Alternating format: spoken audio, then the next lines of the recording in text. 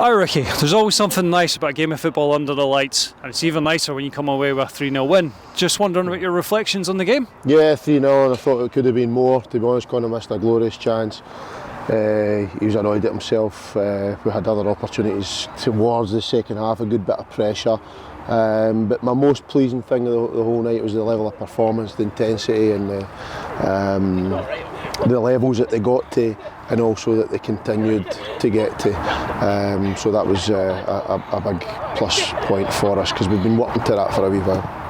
You mentioned after the Hearts game about that positivity and try to keep, make sure everybody's chin's up. They certainly came out with their tails up straight from the off, getting out and getting into the game and try to get that ball forward. Yeah, and so they should be coming in here, be motivated. There's absolutely no reason why they come into Caledonian and no be up for it and no looking to enjoy it. Part of the team talk before the game is I want them to enjoy their football.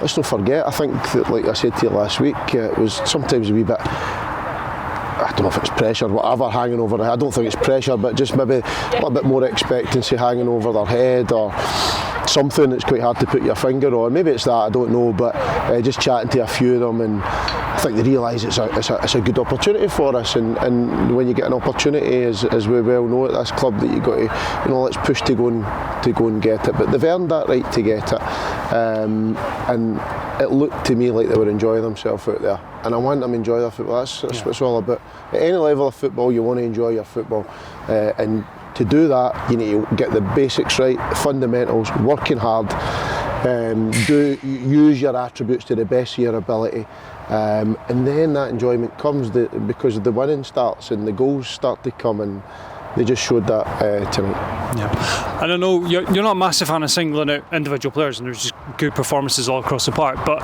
if I can, just maybe a wee special mention for two. First one, Lennon Walker, in terms of his contributions with a goal and winning a penalty and assist. Seeing Lennon play up front, and he was flying forward using that pace of his, it was a good sight to see. I think everybody knows, well, they know in there, and Lennon knows how much I rate Lennon Walker as a player. Ross came out the team tonight. Ross, I don't need to talk about Ross McNeil, but I thought Ross's attitude was great on the side. Ross is a winner. He wants to play every game, every minute, every game. But I know some of the coaches speaking to me recognised how good Lennon was tonight. I changed that a little bit tonight as well to allow Lennon to play on that top line as much as he possibly could. And he was great, and he showed a great attitude. And like my example earlier on about enjoying your football, I think if we can get Lenny Walker enjoying his football, I think we've got a right good player. And just one other guy to just give a wee mention to, because he's been with the club for a little bit now, in Callum Biggar.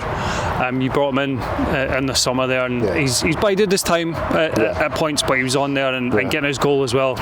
Lovely finish. Yeah, I think it's right you mentioned those two mates, and Callum in the post-match there, I referenced Callum, and I think Callum can get more goals from the middle of the park, and just the way we set up tonight, and maybe allowed that a little bit. But at the end of the day, he's got to get in the right areas, he's got to make the right runs, he's got to put the ball in the net with his quality. And he's got so much quality. I've known Callum since he was 14, when he was academy coach up at Rangers, and he's always had good quality, always top quality. He's an unbelievable passer of the ball.